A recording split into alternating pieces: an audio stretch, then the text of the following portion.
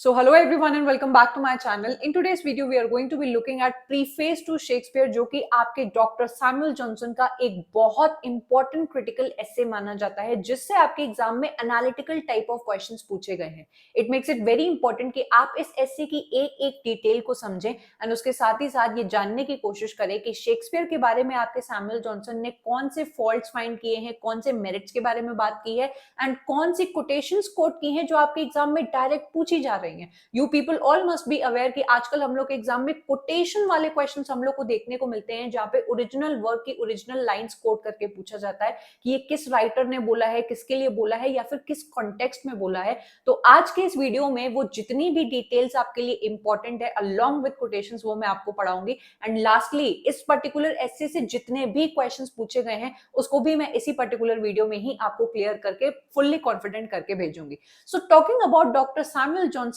For a bit, ये आपके एक न्यू क्लासिकल राइटर हैं जो एनलाइटनमेंट एज का पार्ट है. व्हेन आई से he was a new classical writer तो आपको एक चीज बहुत अच्छी तरीके से क्लियर होनी चाहिए कि जितने भी न्यू क्लासिकल क्रिटिक्स या राइटर्स को आप पढ़ेंगे तो उनके वर्क्स में या फिर उनकी फिलॉसफी में कुछ 3-4 पॉइंट्स आप लोग कॉमन देखने वाले हो. सबसे पहला पॉइंट जिसके बारे में आपके सारे न्यू क्लासिकल राइटर्स बात करते हैं वो है फॉलोइंग ऑफ योर क्लासिक्स. क्योंकि इनका नाम न्यू क्लासिक्स है तो आपको एक बहुत अच्छा आइडिया लगना चाहिए कि इनकी फिलॉसफी थी या फिर इनका मानना था कि अगर आप क्लासिकल एंशिएंट राइटर्स के वर्क्स को फॉलो करते हो, उनके मॉडल पर अपने वर्क्स को लिखते हो तो आपके वर्क अच्छे हैं. एंड सिर्फ ही उनके मॉडल्स के बारे में ना बात करके ये लोग बात करते थे उनके रूल्स एंड उनकी क्लासिकल यूनिटीज के बारे में. तो चाहे आप जॉन ड्राइडन का वर्क उठा के देख लीजिए, अलेक्जेंडर पोप का देख लीजिए, सैमुअल जॉनसन का देख लीजिए या फिर जितने भी न्यू क्लासिकल और राइटर्स हैं, वो हमेशा अपनी फिलॉसफी में इस बात को बोलते हुए दिखाएंगे कि आपको जो क्लासिकल राइटर्स है उनकी 3 unities of time, place and action को फॉलो करना चाहिए. दूसरा पॉइंट जो आपको दिखाई देगा न्यू क्लासिकल राइटर्स में क्लासिकल्स को फॉलो करने के अलावा कि ये कहते हैं कि आपका वर्क मियर एंटरटेनमेंट ना होकर मॉरल्स भी देना चाहिए. दैट मीन्स कि आपके वर्क में एक मॉरल एंड जरूर होना चाहिए जो अपने रीडर्स को एक मॉरल टीचिंग देकर भेजे. देन तीसरा जो पॉइंट आपको देखने को मिलेगा जो कि बहुत कॉमन है, अक्सर इसके बारे में Alexander Pope and Samuel Johnson सबसे ज्यादा बात करते हैं, that you must be following या you must know how to analyse human nature. अब आपको कंफ्यूज नहीं होना है when I use the word nature, क्योंकि नेचर आपका रोमांटिक एरा के कॉन्टेक्स्ट में भी आता है, न्यू क्लासिकल एरा के कॉन्टेक्स्ट में भी आता है. जब भी आप किसी न्यू क्लासिकल राइटर को पढ़ रहे हो और नेचर वर्ड आए तो आपको समझ जाना है कि वो इंसान के नेचर, इंसान के बिहेवियरिज्म्स और उसके मैनर्स को कॉपी करने के बारे में बात कर रहे हैं. एंड रोमांटिक राइटर्स के कॉन्टेक्स्ट में नेचर वर्ड आता है तो फूल, पत्ती, पहाड़, पेड़ या आपके जो लैंडस्केप्स होते हैं वो उसके बारे में बात करते हैं. इन 3 पॉइंट्स को अच्छे तरीके से आप लोग याद रखिएगा एंड इस चीज को अच्छे तरीके से आप आगे प्रिपेयर करते चलिएगा. मैं आपको एक बात बता दूं कि ये जो पर्टिकुलर एसे है एंड बाकी मेरे जितने भी क्रिटिकल टर्म्स एंड थ्योरीज में पढ़ाती रहती हूँ उसकी मैं एक सेपरेट प्लेलिस्ट बना लूंगी ताकि आप सारे क्रिटिकल टर्म्स एंड वर्क्स को एक साथ पढ़ पाओ, आपको इधर उधर भटकना ना पड़े. तो मेक श्योर कि आप मेरी प्लेलिस्ट को जरूर से एक बार चेकआउट करें. और अभी तक आपने मेरे टेलीग्राम और व्हाट्सएप चैनल को ज्वाइन नहीं किया है तो ये आपके लिए टोटली फ्री है, जहां पर आपको काफी सारी सर्विसेज मिलती है. उसको एक बार जरूर से चेकआउट कर लेना. अगर मेरे पेड कोर्स में इंटरेस्टेड हो तो उसको भी जरूर से देखना. आपके ग्रीक राइटर्स से लेके मॉडर्न राइटर्स तक के सारे क्रिटिक्स को मैंने पढ़ा के रखा है जो आपको बहुत मदद करेंगे पूरे क्रिटिसिज्म को समझने में. बात करेंगे हम लोग इस पर्टिकुलर एसे की डिटेल्स के बारे में जो आपको अपने नोट्स में लिखनी चाहिए क्योंकि ये आपके लिए इंपॉर्टेंट है कि प्रीफेस टू शेक्सपियर आपके सैमुअल जॉनसन का सेमाइनल क्रिटिकल वर्क माना जाता है. इसकी डेट आप लोग अच्छी तरीके से रट लीजिएगा. आई कैन ओनली से कि आपको रटना है क्योंकि क्रोनोलॉजी बेस्ड क्वेश्चंस पूछे जाते हैं. 4 आपके सामने क्रिटिकल वर्क्स लिख देंगे और कहेंगे कि अब इसको क्रोनोलॉजी में लगाओ, जिसकी वजह से आपको 1765 की जो डेट है वो याद होनी चाहिए, that this was the particular date जब ये पब्लिश हुआ था. जब भी हम लोग प्रीफेस शब्द के बारे में बात कर रहे हैं इससे आप लोग क्या समझते हो? आपके शेक्सपियर के जितने भी प्लेज हैं, आपकी एक पब्लिशिंग कंपनी आती है और सैमुअल जॉनसन को कहती है कि इसका एक एनोटेटेड वर्जन आप थोड़ा अपना टच डाल के इसको पब्लिश करिए. अब अपना टच डालने का मतलब ये नहीं है कि आप शेक्सपियर के प्लेज से छेड़छाड़ करें. आपको कुछ अपनी तरफ से एडिशन करना है, कुछ ऐड करना है एज अ प्रीफेस. प्रीफेस एक ऐसा शब्द होता है जो किसी भी पर्टिकुलर टेक्स्ट के पहले ऐड किया जाता है. ये एसे हो सकता है, ये छोटी सी पोएम हो सकती है, कुछ भी हो सकता है जो आप एक वर्क के स्टार्टिंग में बस ऐड कर देते हो। ओरिजिनल वर्क ओरिजिनल रहता है, बस आप उसमें एक एक्स्ट्रा चीज एडिशन करते हो। तो ये है आपका प्रीफेस टू शेक्सपियर, जो आपके शेक्सपियर के प्लेस के आगे एक एस्से के फॉर्मेट में लिखा गया था बाय सैमुअल जॉनसन। एंड उसमें ये बताते हैं कि इनको शेक्सपियर की कौन सी बातें बहुत अच्छी लगती हैं एंड कौन सी बातें इनको बिल्कुल अच्छी नहीं लगती हैं। तो preface is a part of Johnson 1765 edition of Shakespeare's play, and ये आपको याद रखना चाहिए कि इसके अंदर इन्होंने शेक्सपियर की बोथ स्ट्रेंथ एंड वीकनेसेस दोनों बता के रखे हैं। ठीक है, ये इनका सबसे मोस्ट इंपॉर्टेंट क्रिटिकल वर्क माना जाता है, जिसके लिए मैंने बता दिया कि आपको इस वर्क के अंदर सिर्फ और सिर्फ खूब तारीफें देखने को नहीं मिलेगी या फिर सिर्फ और सिर्फ क्रिटिसिज्म देखने को नहीं मिलेगा।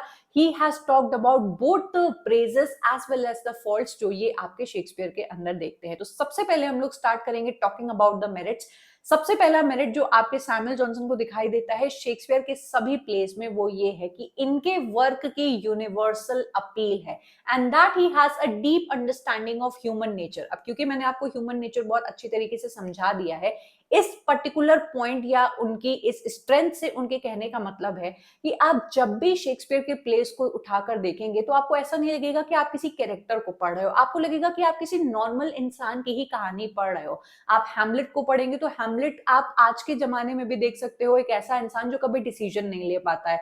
आप ओथेलो को पकड़ लेंगे जो भाई जेलसी की वजह से अपनी चीजें गड़बड़ कर बैठता है। आप किंग लियर जैसा बहुत ही एम्बिशियस और अहंकारी जीव भी देख पाएंगे। देन आप मैकबेथ जैसा इंसान भी ग्रीडी इंसान देख पाएंगे, या जो बीवी के कहने पे आ जाता है। बेसिकली आपके जो शेक्सपियर हैं वो इंसान के नेचर की बहुत अच्छी पकड़ रखते थे, उनकी ऑब्जर्वेशन स्किल्स बहुत अच्छी थी, जिसकी वजह से शेक्सपियर के जो वर्क्स हैं वो आज भी यूनिवर्सल हैं। वो कब 15 टू 16 सेंचुरी में अपने वर्क्स को लिख रहे हैं, लेकिन आप उनके कैरेक्टर्स को उठा के देखेंगे, ये ट्रांसेंड कर रहे हैं आपकी टाइम एंड प्लेस को। ये दूसरा पॉइंट है या दूसरा मेरिट आप बोल सकते हैं शेक्सपियर का, जो आपके सैमुअल जॉनसन बताते हैं कि आप कभी भी शेक्सपियर के प्लेस के कैरेक्टर्स को उठा के देखेंगे तो आपको ये नहीं लगेगा कि इसका जो ये पर्टिकुलर कैरेक्टर है ना उस टाइम के अकॉर्डिंग ही फिट बैठ रहा है। आज की 21st सेंचुरी में भी ये बिल्कुल फिट बैठते हैं, इनके किसी भी कैरेक्टर को आप उठा के देख लेंगे, जिसकी वजह से ये कहते हैं कि जो शेक्सपियर के प्लेस हैं, उनके कैरेक्टर्स हैं,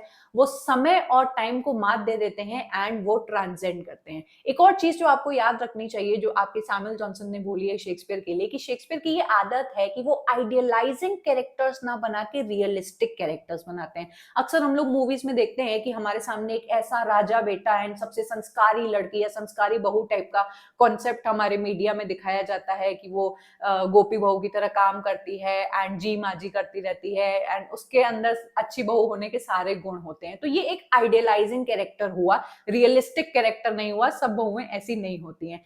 आप जब भी शेक्सपियर के किसी भी कैरेक्टर को उठा के देखेंगे तो सैमुअल जॉनसन ने कहा है कि क्या होना चाहिए उसको ना दिखा के क्या एक्चुअल में है ये उसको दिखाना प्रेफर करते हैं, एंड ये शेक्सपियर की सबसे बड़ी खासियत है। Coming on two point number 3, Johnson press करते हैं शेक्सपियर की लिंग्विस्टिक क्रिएटिविटी को। आप और हम बीइंग लिटरेचर स्टूडेंट्स इस बात को अच्छी तरीके से जानते हैं कि खुद शेक्सपियर ने अकेले अराउंड 1700 वर्ड्स इन्वेंट किए थे while writing all his plays and works, जो इन्होंने इंग्लिश लिटरेचर को मीन्स कंट्रीब्यूट किए हैं। कोई एक राइटर कितना महान हो सकता है कि वो अपने ही वर्ड्स बना ले और अपने नए नए वर्ड्स को इन्वेंट करे। ये उसकी लिंग्विस्टिक क्रिएटिविटी को दिखाता है कि he was a man of letters. उनको बहुत अच्छी पहचान थी शब्दों की एंड शब्दों को वो इन्वेंट किया करते थे, एंड हेंस ये चीज आपको उनके प्लेस में भी देखने को मिलेगी। क्योंकि सैमुअल जॉनसन इस चीज की, जैसे बोलते हैं ना कि हीरे की परख जौहरी कोई होती है, खुद डॉक्टर सैमुअल जॉनसन 9 साल लगाकर अपनी डिक्शनरी लिख चुके थे एंड शब्दों की अच्छी पहचान एंड समझ रखते हैं। तो इस पॉइंट को शेक्सपियर के उन्होंने बहुत अप्रिशिएट किया है कि he was having linguistic creativity. Point number 4 as a merit बात करते हैं आपके सैमुअल जॉनसन कि Shakespeare disregarded the classical unities, कि शेक्सपियर क्लासिकल यूनिटीज को बिल्कुल भी फॉलो नहीं करते थे। आप सोच रहे होंगे कि ये मेरिट कैसे हुआ, आगे देखते हैं। and Johnson has defended him for doing so, as he believes that unities are unnecessary for the enjoyment of drama. अब मैं यहाँ पर जिन यूनिटीज के बारे में बात कर रही हूँ, आप सभी को पता होगा अरिस्टोटेलियन यूनिटीज जो आपके अरिस्टोटल ने अपने वर्क में बताई थी, unity of time, unity of place and unity of action. I am sure आपको इसके बारे में पता होगा, मेरी इसके ऊपर एक सेपरेट वीडियो है तो उसको देख लेना। मैं आपको शॉर्ट में बता देती हूँ कि यूनिटी ऑफ टाइम एक वर्क में डिमांड करती है कि आपका जो पर्टिकुलर वर्क है वो 24 घंटे से ज्यादा एक्सटेंड नहीं करना चाहिए। Than unity of place demand करती है कि अगर आप एक सीन अपना यूपी में दिखा रहे हो, उत्तर प्रदेश में दिखा रहे हो, तो अगला सीन आप यूनाइटेड किंगडम में नहीं दिखा सकते हो। दैट मीन्स कि आपको अपनी जो सेटिंग है प्ले की वो एक ही जगह रखनी है, चेंज नहीं करनी है। यूनिटी ऑफ एक्शन आपसे डिमांड करता है कि आपका जो प्ले है, जिस पर्टिकुलर टॉपिक या इंसान या कैरेक्टर के ऊपर आपने वो पर्टिकुलर कहानी लिखी है, उससे इधर उधर भटक के सब प्लॉट्स या सब कैरेक्टर्स की कहानी ना दिखाने लगे। यहां पर आपके सैमुअल जॉनसन कहते हैं कि जो शेक्सपियर है वो यूनिटीज को बिल्कुल भी फॉलो नहीं करते थे। आप ये कह सकते हैं कि शेक्सपियर किसी भी रूल के हिसाब से अपने प्लेस को नहीं लिखा करते थे। Being a neo classical critic, हम लोग एक्सपेक्ट करते थे ये कि सैमुअल जॉनसन तो इस बात की बहुत बुराई करेंगे कि भाई इन्होंने नियो क्लासिकल्स की जो थीम है या यूनिटीज है उसको फॉलो नहीं किया है। लेकिन फॉर अ चेंज आपके सैमुअल जॉनसन ने कहा है कि इनके वर्क्स में हमें यूनिटीज देखने को नहीं मिलेगी और उसकी जरूरत भी नहीं है शेक्सपियर को, क्योंकि आप जब एक प्ले को एंजॉय कर रहे हो तो ये सब जो बातें होती है कि 24 घंटे में ही खत्म हो जाना चाहिए एंड एक ही प्लेस की सेटिंग दिखानी चाहिए, ये सब इंपॉर्टेंट नहीं होती है। इस पॉइंट का एक सब पॉइंट भी आता है जो कि आपके एग्जाम में पूछा गया है, कि आपके यूजीसी नेट ने पूछा है, out of unity of time, place and action, इन तीनों में से कौन सा ऐसी आपकी यूनिटी है जो सैमुअल जॉनसन को लगता है कि आपके शेक्सपियर फॉलो करते हैं? तो it is unity of action. मतलब कि आपके शेक्सपियर कभी भी अपने प्लॉट से भटकते नहीं हैं, वो सब कैरेक्टर्स या सब प्लॉट्स में ज्यादा ना उलझ के मेन कहानी पर हमेशा बरकरार रहते हैं। And this is the direct question that has been asked from you. Point number 5 merit पर देखते हैं। Johnson has further defended Shakespeare's mingling of tragedy and comedy as a just representation of life. मैं इस point से आपको connect करके दो और इंपॉर्टेंट इंफॉर्मेशन देती हूँ कि जब आप फिलिप सिडनी का क्रिटिकल एस्से पढ़ेंगे तो उसके अंदर आप देखेंगे कि फिलिप सिडनी को ट्रेजेडी कॉमेडी का कॉन्सेप्ट बिल्कुल पसंद नहीं आता था एंड उसको लेके इन्होंने अपने एस्से में बहुत अच्छा अटैक किया है या फिर बताया है कि उनको ट्रेजेडी का और कॉमेडी का मिक्स होना पसंद नहीं आता है। फिर उसके बाद आते हैं हमारे जॉन ड्राइडन, जो कहते हैं कि भाई लाइफ तो हमारी ऐसी ही होती है कि लाइफ में कभी सुख होता है कभी दुख होता है, तो ट्रेजेडी और कॉमेडी को जब हम लोग प्ले में मिक्स करके दिखाते हैं, it shows the just representation of nature. And same यही बात आपके सैमुअल जॉनसन ने भी कहा है कि अक्सर हम लोग शेक्सपियर के जो प्लेज है उसमें ट्रैजिक कॉमेडिक चीजों को मिक्स होता हुआ देखते हैं and this is what the correct representation of life, कि हमारे जीवन में हमेशा दुख नहीं होता है, हमेशा खुशी नहीं होती है। कभी आज बहुत अच्छा लग रहा है, हम लोग प्यार में पड़ गए, कल को हमारा ब्रेकअप हो जाएगा, हम लोग रोने बैठ जाएंगे। So this mixing of joy and sorrow of our life should be shown as in a form of tragedy comedy, and ये एक कोई भी गलत चीज नहीं है। यहां पर हमारे सभी मेरिट्स खत्म होते हैं। आई एम होपिंग कि आपको बहुत इंटरेस्टिंग लग रहा होगा एंड पॉइंट टू पॉइंट आप लिख भी रहे होंगे और समझते जा रहे होंगे। अब हम लोग बात करेंगे कि उन फॉल्ट्स के बारे में जो आपके शेक्सपियर के वर्क्स में फाइंड की है या फिर सैमुअल जॉनसन को वो पसंद नहीं आए। Fault number 1, Shakespeare often fails to provide a clear moral purpose, ignoring it at the expense of entertaining his audience. हम सबको पता है कि शेक्सपियर एक ऐसे प्ले राइट हैं जो रूल्स के ऊपर इतना ज्यादा अपना एम्फेसिस नहीं करते थे, वो बहुत ज्यादा आपके ट्रेजेडी और कॉमेडी की डिमार्केशन पर नहीं चलते थे कि नहीं भाई ट्रेजेडी ट्रेजेडी होनी चाहिए, कॉमेडी कॉमेडी होनी चाहिए।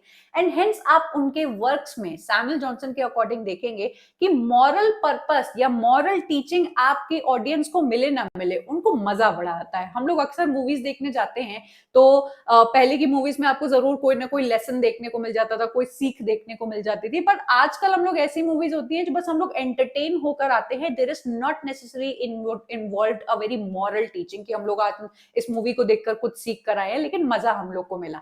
सो शेक्सपियर के प्लेस में आपको मॉरल टीचिंग मिले ना मिले, आपको मजा जरूर मिलेगा। And being Samuel Johnson a new classical critic, थोड़े से new classical critics strict type के होते थे, ऑर्थोडॉक्स टाइप के होते थे कि नहीं, अगर आप रीडर्स को कुछ वर्क बनाकर दे रहे हो तो उनको मॉरल्स जरूर आपको देने हैं। हेंस आपके सैमुअल जॉनसन को इस बात से बड़ी तकलीफ थी कि सैमुअल की आपके शेक्सपियर के वर्क्स में आपको मजा तो आएगा, एंटरटेनमेंट तो मिलेगा, लेकिन मॉरल्स आपको मिले ना मिले इसकी कोई पक्का चीज नहीं है। ठीक है। पॉइंट नंबर सेकंड जो फॉल्ट बताई है आपके सैमुअल जॉनसन ने कि Shakespeare often includes unnecessary quibbles and puns including in word play. मतलब कि आपके शेक्सपियर क्योंकि वर्ड्स के साथ इतना ज्यादा खेलना पसंद करते थे, उनकी लिंग्विस्टिक क्रिएटिविटी बहुत अच्छी थी, तो वो वर्ड्स के साथ बहुत ही ज्यादा प्ले करते थे। क्विबल्स उनके वर्क्स में आपको देखने को मिल जाएंगे, देन पन्स आपको देखने को मिल जाएंगे। मतलब एक ही प्रोनाउंस होने वाले ऐसे दो शब्द हैं जिनके अलग अलग मीनिंग निकलते हैं, जिसकी वजह से किसी रीडर के लिए कुछ और मीनिंग निकलेगा, किसी के लिए कुछ और मीनिंग निकलेगा। इसको हम लोग वर्ड प्ले बोलते हैं। एंड शेक्सपियर के मोस्ट ऑफ द प्लेस में आपको ये देखने को मिल जाएगा, जो अगेन आपके सैमुअल जॉनसन को नहीं पसंद आता था। Fault number 3, he notes that Shakespeare frequently writes in bombastic और excessively ornate style that sometime clouds the meaning. आपके सैमुअल जॉनसन का यहाँ पे मतलब था कि यहाँ इन्होंने कई सारे प्लेज में शेक्सपियर को दिखावटी लैंग्वेज यूज करते हुए देखा है अपने क्रिटिक्स को प्लीज करने के लिए। यहाँ पर इन्होंने अपने रीडर्स के बारे में नहीं सोचा है कि बहुत कठिन रेफरेंसेस या कठिन एल्यूजन्स का आप यहाँ पर इस्तेमाल करेंगे तो रीडर्स को वो कैसे समझ में आएगा। इस बात से थोड़ी सी आपत्ति जताई है आपके सैमुअल जॉनसन ने। फॉल्ट नंबर 4 जो कि बहुत इंपॉर्टेंट है कि आपको शेक्सपियर के प्ले में लैक ऑफ पोएटिक जस्टिस देखने को मिल जाएगा। सबसे पहले तो आप सभी को कमेंट करके बताना है कि ये जो टर्म है पोएटिक जस्टिस सबसे पहले हमारे इंग्लिश लिटरेचर में किसने कॉइन आउट किया है, एंड पोएटिक जस्टिस का जो कॉन्सेप्ट है वो क्या कहता है वो मैं आपको बता दूं। हम लोग के पेरेंट्स हम लोग को अक्सर ये बताते हैं कि अंत में ना बुराई की हमेशा अच्छाई की हमेशा जीत होती है और बुराई जो होती है वो हमेशा हार जाती है। बुरे के साथ हमेशा बुरा होता है, अच्छे के साथ हमेशा अच्छा होता है। तो ये जो हमारी लाइफ का एक जनरल रूल है वो आपके प्लेस में भी अप्लाई किया जाता है कि आप अगर एक बहुत ही ईमानदार एंड ऑनेस्ट कैरेक्टर को दिखा रहे हो एंड उसका जीवन बहुत ज्यादा कठिन बीता है, तो अंत में आपको दिखाना है कि उसकी ईमानदारी की, उसकी ऑनेस्टी की जीत हुई है। एंड कोई विलेनस कैरेक्टर है जो हमेशा दूसरे के काम में अड़ंगा डाल देता है, कोई ऐसी चंट बहू आ जाती है जो अपनी सास को गिरा देती है सीढ़ी से, समथिंग लाइक दैट, तो उसको उसका अंत में आपको बुरा दिखाना है। इसकी वजह से आप अपने रीडर्स को एक बोलते हैं ना मॉरल देने का काम करते हो कि भाई अच्छे राह पर ही चलो क्योंकि अच्छाई की हमेशा जीत होती है। तो आपके सैमुअल जॉनसन ने कहा कि आपके शेक्सपियर के प्ले में आपको जरूरी नहीं है कि आपको पोएटिक जस्टिस देखने को मिल जाएगा। और इसका सबसे बड़ा जो एग्जाम्पल है वो है आपके किंग लियर की कॉर्डेलिया। कितनी ज्यादा वो ऑनेस्ट थी, वो फ्लैटरी नहीं करती थी अपने बाकी बहनों की तरह, लेकिन उसका अंत बुरा दिखाया गया है जो कि एक रीडर के पर्सपेक्टिव से देखा जाए तो हम लोग सोचेंगे कि इतनी अच्छी बेटी के साथ इतना बुरा क्यों हुआ। उसको पनिश किया गया for being honest, for not being a मतलब फ्लैटरी वो नहीं करती थी। तो ये चीज आपके सैमुअल जॉनसन को नहीं पसंद आई कि आपको पोएटिक जस्टिस का ध्यान रखना चाहिए, बुरे को हमेशा बुरा रिवॉर्ड मिलना ही चाहिए। लास्ट आपका फॉल्ट है डिलाइट्स रादर देन इंस्ट्रक्ट, जो कनेक्ट करेगा कि मजा देने का काम करते हैं आपके शेक्सपियर, भले मॉरल प्रिंसिपल्स आपके वर्क से आपके रीडर्स को मिलते हैं या नहीं। तो यहाँ पे खत्म होते हैं हमारे merits as well as principles. आपका ये जो पर्टिकुलर वर्क है उसमें कई सारे कोटेशंस आती हैं जो मैंने यहाँ पर सभी लिस्ट कर दी हैं। आप लोग को वीडियो रोकना है एंड एक एक कोटेशन को आपको पढ़ना है। आप चाहो इसको लिखना तो जरूर से अपने नोट्स में लिखिए क्योंकि इससे डायरेक्ट क्वेश्चन आपके एग्जाम में पूछे हैं। अब क्योंकि आपको ये कोटेशन भाई ऐसे तो आप लोग भी निकाल कर पढ़ लेते, जब कोई और पढ़ाता है या फिर कुछ और समझा देता है वो दिमाग में फिक्स हो जाती है। तो मैं एक एक कोटेशन आपको एक बार समझा देती हूँ। शेक्सपियर इज अबव, अभी मैं आपको इससे रिलेटेड क्वेश्चंस भी दिखाऊंगी तो वीडियो को एंड तक देखना, यू विल बी शॉक्ड कि ऐसे क्वेश्चंस कोई कैसे पूछ सकता है। Shakespeare is above all writers, at least above all modern writers, the poet of nature, the poet that holds up to his readers a faithful mirror of manners and of life. जैसे मैंने बताया ना कि इनके works universal क्यों हैं, क्योंकि इंसान का जीवन जिस तरीके से है, हमारी मैनर्स, हमारे बिहेवियर, उसको फेथफुली कॉपी करते हैं आपके शेक्सपियर। पॉइंट नंबर सेकंड या quotation number second, nothing can please many and please long but just representation of general nature. आप अपने काम में ज्यादा तड़क भड़क वर्ड्स ना डालिए, आप अपना सब्जेक्ट मैटर नॉर्मल रखिए, लेकिन अगर आपने इंसान को ऑब्जर्व करके एक ऐसा वर्क लिख दिया जो इंसान को रिलेटेबल लग रहा है, तो आपका काम बहुत सालों सालों तक प्रेज किया जाएगा, जैसा शेक्सपियर के वर्क्स को हम लोग आज तक प्रेज करते हैं। His persons act and speak by the influence of those general passions and principles by which all minds are agitated. This is such a beautiful quotation.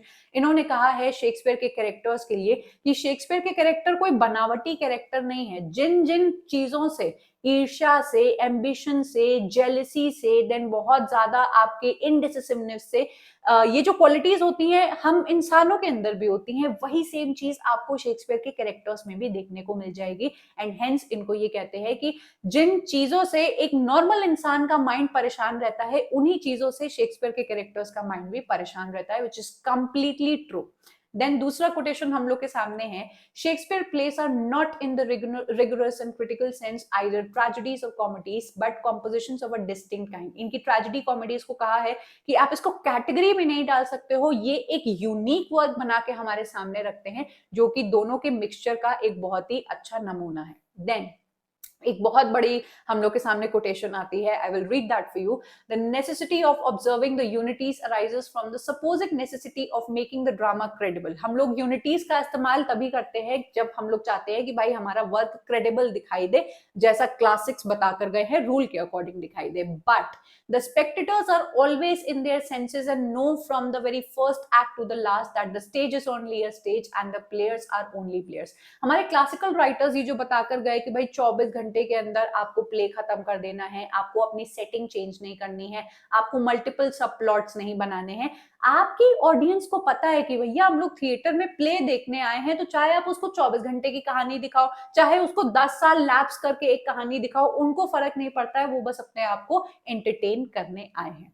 Then he sacrifices virtue to convenience. ये आपके exam में exact lines coat होके पूछी गई हैं कि भैया ये अपनी ऑडियंस को एंटरटेन करने के चक्कर में जो वर्च्यू होता है, जो पोएटिक जस्टिस होता है, उसकी बलि चढ़ा देते हैं। उससे इनको कोई फर्क नहीं पड़ता है कि ऑडियंस को मॉरल पर्पस मिलता है या नहीं।